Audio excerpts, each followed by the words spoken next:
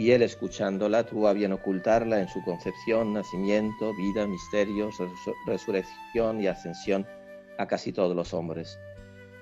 Sus propios padres no la conocían y los ángeles se preguntaban con frecuencia uno a otro: ¿quién es esta? Porque el Altísimo se la ocultaba. O si algo les manifestaba de ella, era infinitamente más lo que les encubría. Por disposición divina, Dios Padre, a pesar de haberle comunicado su poder, consintió que no hiciera ningún milagro, al menos portentoso, durante su vida. María, una mujer humilde, una mujer sencilla, una mujer que en esa sencillez de una niña, la edad precisa no la sabemos, algunos calculan hasta 14 años, las niñas en ese tiempo eran más precoces desde un punto de vista del desarrollo. No lo sabemos muy bien, pero lo que sí sabemos es que recibe el mensaje del ángel. Recibe la presencia del ángel Gabriel, que le da un mensaje de la parte de Dios. Y ella, nos dice el Evangelio de San Lucas, se turba. Es decir, no se lo espera. Una mujer tan humilde, una mujer tan sencilla, una mujer que sin duda ninguna había sido preparada para esa gran misión que Dios le daba, pero sin embargo no se espera que un ángel vaya a verla a ella a su casa. Y cuando le comunica la misión que Dios le da, la de ser madre del Mesías, ella pregunta, no duda, sino pregunta cómo podrá hacer esto, porque yo no conozco varón. ¿Qué quiere decir? Bueno, yo no estoy casada, yo no tengo intención. Y según muchos autores, creen que ella había hecho como un voto de castidad. Yo no tengo intención de casarme, y si me caso, viviré con mi marido, San José, en castidad. ¿Cómo podrá ser esto? Pues yo no conozco varón. Y entonces San Gabriel, el ángel, le dice: el Espíritu del Señor vendrá sobre ti, la sombra del Altísimo te cubrirá, porque lo que nacerá de ti será llamado Hijo de Dios. La respuesta de María es muy sencilla, pero abre las puertas del paraíso. Dice: he aquí la esclava del Señor, hágase en mí según tu palabra, y el ángel se va. ¿Cuántas veces también nosotros hemos podido tener anunciaciones en nuestra vida? Mensajes de Dios, del Espíritu Santo, sea a través de eventos gozosos, algunos dolorosos quizás otros. Hemos podido tener también mensajes de otras personas que nos revelan que nuestros planes se van a cambiar, los planes de nuestra vida, algo. Y también requiere que nosotros demos una respuesta. María dijo sí, en italiano es eccomi, sí, aquí estoy. Y dice el gran autor San Bernardo que mientras el ángel esperaba la respuesta de María, todos los coros celestiales estaban al tanto, pendientes, diciendo: María, responde, date prisa en responder, porque de ti depende que nazca el Mesías. Y esos segundos, o no sabemos cuánto tiempo con precisión, María da la respuesta, fueron para el Gabriel como una eternidad. El corazón de Dios también estaba como en susurros la respuesta de una criatura, como el sí de María, la historia de la humanidad. También nuestros síes a Dios pueden cambiar la historia de la humanidad, no tanto como ella lo cambió, pero sí de modo importante. Vamos a pedirle a ella este misterio de la Anunciación, que ella nos dé la gracia de decirle sí a Dios en aquellas proposiciones que, según en nuestro discernimiento, realmente vienen de Dios y necesitan una respuesta. El segundo misterio es el de la visitación de María a Santa Isabel, que concluye con el magnífico canto del Magnificat de María. Creó un depósito de todas las gracias y lo llamó María. El Dios omnipotente posee un tesoro o almacén riquísimo en el que ha cerrado lo más hermoso, refulgente, raro y precioso que tiene, incluido su propio Hijo. Este inmenso tesoro es María, a quienes los santos llaman el tesoro del Señor, de cuya plenitud se enriquecen los hombres. Dios Hijo comunicó a su madre cuanto adquirió mediante su vida y muerte, sus méritos infinitos y sus virtudes admirables, y la constituyó la tesorera de cuanto el Padre le dio en herencia. Por medio de ella aplica sus méritos a sus miembros, les comunica sus virtudes y les distribuye sus gracias. María como la tesorera de las gracias divinas. Y María tiene esa entrada en el corazón de Dios, porque María vimos que era una mujer humilde, que acepta el plan de Dios en la Anunciación, y ahora vemos en la Visitación que es una mujer caritativa, es una mujer servicial. Ella sabía que estaba encinta, pero sabía que una pariente suya, Isabel, estaba concluyendo los 9 meses del nacimiento y va a ayudarle, se pone en camino. En aquel entonces, ir desde Nazaret hasta Ain Karim, donde vivía Isabel, era un viaje largo, incluso peligroso. Pero ella se pone en camino y va a la montaña de Judea para saludar a Isabel. Y cuando Isabel la ve, 2 mujeres encintas, muchas de ustedes que están aquí pues han sido madres, saben lo que es llevar un hijo en su seno. El hijo de Isabel, Juan el Bautista, futuro Juan el Bautista, se llena de alegría, presiente la presencia de Jesucristo y de su madre, se llena de alegría. Y entonces Isabel exclama diciendo: bendita tú entre las mujeres, bendita tú que has creído. María, una mujer servicial, que piensa más en las necesidades de los demás, y una mujer de fe. Juan Pablo II habla del claro oscuro de la fe de María. María veía, María no veía a veces. María algunas veces veía claramente la misión de su hijo y a veces no lo veía. Y eso nos pasa a nosotros también con la fe. La fe es un caminar donde a veces hay sol y a veces hay nubes, donde a veces en nuestro interior hay sequedad y a veces hay alegría, hay gozo, hay plenitud.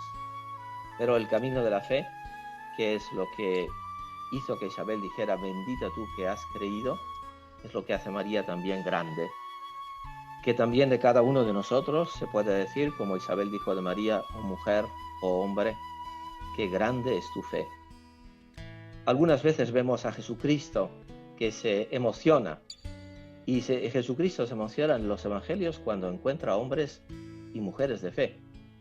Piensen en la mujer cananea, aquella que le pide que cuide a su hija y Jesús no le hace caso y va detrás de él. Le dice una frase muy dura, dice que no merecen los perros tomar las migajas que caen de las ovejas de sus señores. Y sin embargo esta mujer dice sí, pero también comen esas migajas. Entonces Jesús dice: oh mujer, grande es tu fe. Porque esta es la victoria que vence el mundo, nuestra fe. Porque la fe es capaz de ver más allá, más lejos, más alto. Porque nuestra mirada humana, racionalista muchas veces sobre los demás, sobre nosotros mismos, sobre las situaciones, nos impide ver con la profundidad de Dios. No como San Juan, que lo pintan como un águila.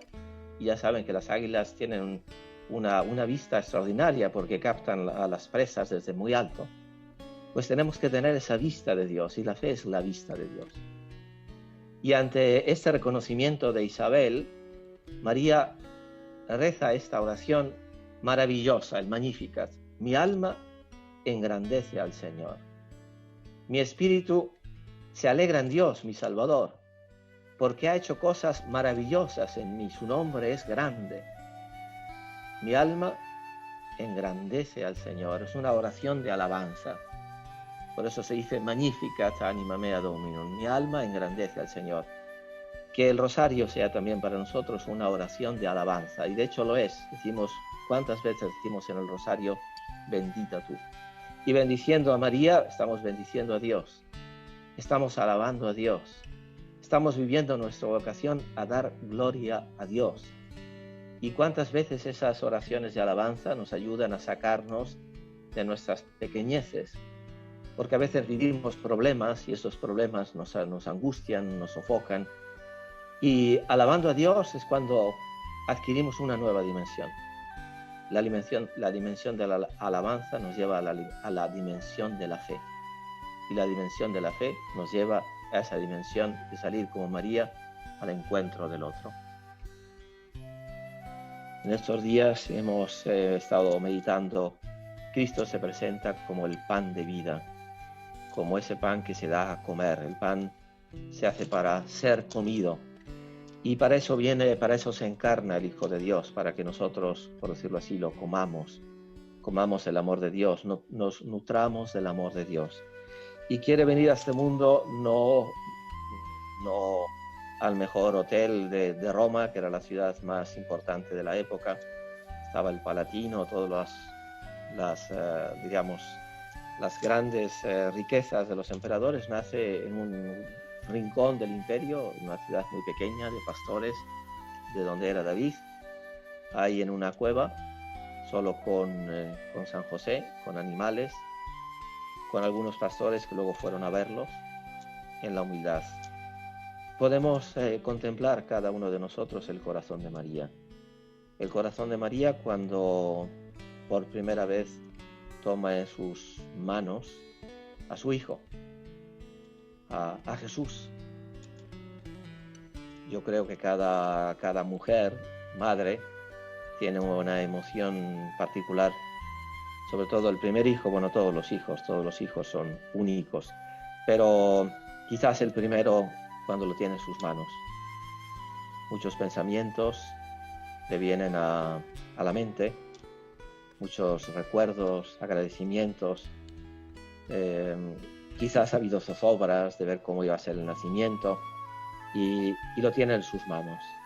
¿Qué pensaría María cuando ese niño de pocos kilos de peso, ella sabe que está llamado, pues es el Mesías, es el Hijo de Dios, y es su hijo también, verdadero hombre y verdadero Dios? Y así, ¿qué pensaría Dios? ¿Qué pensaría Dios Padre al verse en las manos de María, en su hija predilecta? ¿Y cuál sería la reacción de San José, este hombre que yo admiro tanto, este hombre justo que celebramos ayer? Celebramos la fiesta de San José Obrero, ese hombre que, sin hablar mucho, con mucha discreción, pero actuando mucho, también se maravillaba de los planes de Dios. Dios que viene a nosotros, al hombre, para que el hombre se haga Dios. Y del corazón de María, de nuestro corazón en este misterio, yo creo que la expresión que viene de cada uno de nosotros es un gracias, Señor, gracias. Gracias porque quisiste hacerte uno de nosotros. Gracias porque sabías que naciendo ibas a concluir tu vida muriendo. Quisiste nacer, vivir y morir como cada uno de nosotros lo hacemos. Quisiste tener una experiencia humana, trabajar con manos de hombre, vivir con un alma humana, tener sentimientos de hombre, tener un cuerpo de hombre, siendo Dios. Y lo hiciste por mí. Podemos decir como San Pablo, me amó y se entregó por mí, me amó y nació por mí. Y con María, pues maravillarnos. Y yo quiero leer un texto de San Luis María Grillón de Montfort, porque esa iglesia naciente que es María con el niño Jesús en los brazos, en Belén, también nos evoca la iglesia de los últimos tiempos. Ahora que mucha gente habla de los últimos tiempos, algunas predicciones, etc., San Luis María Grillón de Montfort decía que María era el signo de los últimos tiempos. Dice así: la salvación del mundo comenzó por medio de María, y por medio de ella debe alcanzar su plenitud. María casi no se manifestó en la primera venida de Jesucristo, a fin de que los hombres, poco instruidos o iluminados, aún acerca de su Hijo, no se alejaran de la verdad, aficionándose demasiado fuerte e imperfectamente a la Madre, como habría ocurrido seguramente si ella hubiera sido conocida, a causa de los admirables encantos que el Altísimo le había concedido aún en su exterior. María, por lo tanto, dice, la salvación del mundo comenzó por medio de María, y por ella debe alcanzar la plenitud. Hay una frase de Juan Pablo II que cité en el primer rosario y que a mí me dice mucho. Dice lo siguiente: es voluntad de Dios que las victorias de la Iglesia en el tercer milenio vengan a través de María. Y no cabe duda de que estamos en una lucha, en un combate espiritual, cada uno de nosotros, la Iglesia como tal, el mundo como tal. Hay ese deseo a ver quién gana el alma del mundo, quién se lo arrebata, quién hace ganar las almas o quién hace perderlas. Y sabemos también que hay un enemigo muy fuerte, que es el demonio, que quiere que las almas se alejen de Dios. Pero también tenemos el signo de los últimos tiempos de esa mujer tan sencilla en Belén, que ha sido convertida en un gran signo del libro del Apocalipsis, ese gran signo en el cielo. María, a ti te confiamos el destino de la humanidad. Sabemos que por voluntad de Dios las victorias de la Iglesia están ligadas a tu intercesión, a tu presencia. Queremos estar unidos a ti, nos confiamos a ti, nos fiamos de ti. Y porque nos fiamos de ti, con fe, con devoción, con amor, te invocamos. Es la presentación del niño Jesús en el templo. Es la fiesta de la llamada Candelaria que celebramos el 2 de febrero, 40 días después del nacimiento de Jesucristo. Se presentó el niño al Señor en el templo. Y es la primera vez que Él entra en el templo. Es la primera vez que el Hijo de Dios, que vivía en el templo de Jerusalén, por decirlo así, entra en el templo. Y sin duda ninguna para Dios Padre, pero no solamente para Dios Padre, sino para sus padres, María y José, fue una gran emoción. Era presentar a su hijo a Dios. ¿Cuántas veces las madres ofrecen a sus hijos al Señor? Alguna de ellas también dice: te ofrezco que mi hijo sea sacerdote. Luego cuando el hijo dice quiero ser sacerdote, ya se ponen un poco más ansiosas. Así fue mi madre cuando me ofreció a la Virgen del Pilar. Pero qué emoción, ¿no? La de María, que ofrecía el Hijo de Dios a Dios, llena del Espíritu Santo. Y el Espíritu Santo en ese momento, ¿a través de quién actúa? A través de Simeón y a través de Ana, dos personajes del Antiguo Testamento, pero con corazón del Nuevo Testamento. Simeón, ese hombre justo, que esperaba la venida del Señor y que él sabía que no iba a morir sino hasta haber visto al Mesías. Por eso cuando toma al niño en sus manos dice: ahora, Señor, puedes dejar a tu siervo irse en paz, porque mis ojos han visto a tu salvación, ya he cumplido mi misión. Y Ana, esa profetisa que vivía mucho tiempo en viudez y en oraciones, también alababa a Dios por haber visto ese gran signo. La presentación del niño Jesús en el templo nos invita a todos nosotros a una cosa muy sencilla: a ofrecerle también cada uno de nosotros algo a Dios. Hay una costumbre cristiana, y es en periodos de Cuaresma o a veces en Adviento, ofrecer pequeños sacrificios, pequeñas cosas a Dios. Pero a veces la vida nos hace ofrecer ya no pequeños sacrificios, nos hace ofrecer verdaderos sacrificios a Dios. Cada uno de nosotros en este momento de su vida tiene algo que ofrecer a Dios. Algo que dice: Señor, pues aquí está. Señor, esta preocupación te la ofrezco. Señor, este dolor que me corroe desde hace mucho tiempo, te lo ofrezco. Señor, esta relación tan tormentosa con ese pariente, te lo ofrezco.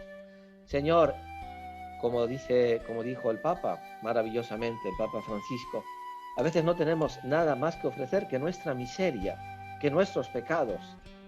Le decimos: Señor, pues también te ofrezco eso. Claro, para no hacerlos en el futuro, pero los del pasado, que ya no puedo hacer nada, que ya han sido hechos, te lo ofrezco. Cada uno de nosotros, como María ofrece a su hijo, ofrezca algo a Dios, poco o mucho, no importa, pero sobre todo ofrezcamos nuestro corazón, nuestra capacidad de amar, nuestro querer amar, nuestro querer dejarnos amar por Dios. no temamos ser amados por Dios. Sí, es cierto, el amor nos hace vulnerables. Amar nos hace vulnerables. Amar nos da miedo, porque amar comienza si no sabes dónde te va a llevar el amor. Decía San Agustín: amor meus pondus meum, eo feror cucunque feror. Yo, el peso de mi vida es mi amor. Allí voy donde este peso, el amor, me conduce. Porque es verdad, el mismo autor, San Agustín, decía esto: sois lo que amáis. Amáis el cielo, sois el cielo. Amáis la tierra, sois la tierra. Ofrezcámosle en este misterio a Dios Padre nuestro ser, nuestro corazón, a través del corazón de María, junto con el corazón de su Hijo, el Hijo de María, Jesucristo, en el Espíritu Santo, acompañados de San José y de estos grandes varones del Antiguo y del Nuevo Testamento, que son testigos también ellos de haber ofrecido su vida a Dios, como hoy el gran confesor de la fe, San Atanasio. El quinto misterio que vamos a considerar es el niño Jesús, que se pierde en el templo, pero es hallado. El gozo de María es encontrar a Jesús, y la tristeza es haberlo perdido. Cuando tiene 12 años, como con frecuencia, posiblemente cada año, desde que se instalaron en Nazaret, subían para el periodo de la Pascua a Jerusalén. Y al volver de las fiestas, como nos relata el Evangelio, pues María pensaba que el niño iba con la caravana de los hombres, y José pensaba lo mismo, que iba con la caravana de las mujeres, siendo todavía niño. Pero no era así, se había quedado en el templo. Imagínese, sobre todo al inicio, pues diríamos, dolor de los padres que han perdido a su hijo, y sabiendo quién es ese hijo, ¿no? La gran responsabilidad que sintió San José como padre legal de Jesús, y cómo tembló el corazón de María, sobre todo porque no sabía dónde estaba su hijo. Y duraron 3 días, que son los días que Cristo también se perdió, entre comillas, en el sepulcro antes de la resurrección. Y perder a Jesús para luego encontrarlo también es una parábola a veces de nuestras vidas y de la vida del mundo. A veces también nosotros perdemos de vista a Jesús. No lo encontramos. Lo queremos buscar en el alma y no está, se ha ido. Recordemos esos maravillosos poemas de San Juan de la Cruz. ¿A dónde te escondiste, amado? Como el ciervo huiste, dejándome herido. Salí tras ti clamando y eras ido. Se va Dios, no lo encontramos. Y también se puede ir de la escena del mundo, más bien porque lo echamos, porque nos estorba, porque no queremos saber nada de él, porque creemos que nos va a robar la felicidad. Y luego el encuentro. Se les ocurrió buscar en todas las partes, quizás menos en el templo, y cuando van al templo lo ven sentado en medio de los doctores, escuchándoles y haciéndoles preguntas. Cómo se llenaría de gozo el corazón de María y de José al ver de nuevo a su hijo. Y a su hijo ya como pequeño adulto, como alguien que está atento a la palabra de Dios, como alguien que comprende la palabra de Dios y hace preguntas a los doctores de la ley. Y cuando María dice: pero ¿cómo es posible que nos hayas hecho esto? ¿No sabes que tu padre y yo estamos angustiados? Y Jesús le da una respuesta que María no entiende. ¿No sabías que yo debía ocuparme de las cosas de mi padre? Y María dirá: pues sí, es verdad. Es verdad. Mi hijo, siendo verdaderamente hombre, encierra en sí un misterio que ni yo mismo le puedo entender. Por eso nos dice San Lucas que volvió a Nazaret meditando en su corazón todas estas cosas. ¿Cuántas veces palabras de Dios, palabras del Señor, eventos que nos suceden, no los entendemos y tenemos que darles vueltas en el corazón? Tenemos que llevarlos a la oración, tenemos que rumiarlos, tenemos que volver una y otra vez a decir, bueno, Señor, pero ¿por qué? ¿Por qué? ¿Por qué?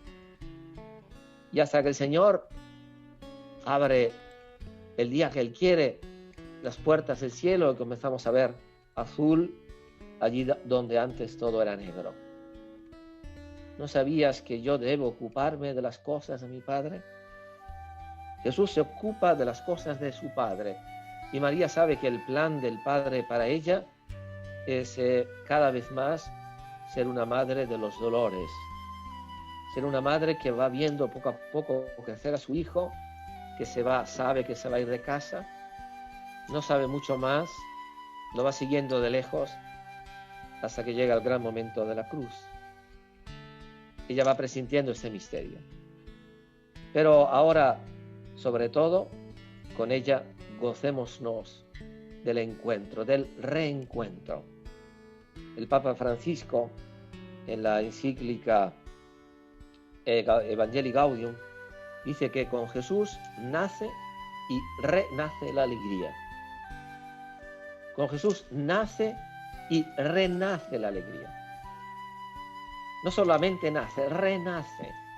Es decir, cada vez que nosotros nos acercamos a Él, cada vez que María nos abre nuestro corazón, la alegría del encuentro con el Señor puede ser una realidad. Por eso pidámosle a la Virgen María que ella nos haga, si es que lo hubiéramos perdido, reencontrarnos con el Señor. Y si no lo hubiéramos perdido, que tengamos ese gozo de estar con Él, de vivir con Él, el gozo de transmitir su mensaje, el gozo de ser sus apóstoles, de ser mensajeros del Evangelio de la alegría, porque ella, María, es la estrella de la evangelización. También contigo, María, nace y renace la alegría. Sabemos que en tu corazón existe la alegría perenne del Padre, del Hijo y del Espíritu Santo. Amén.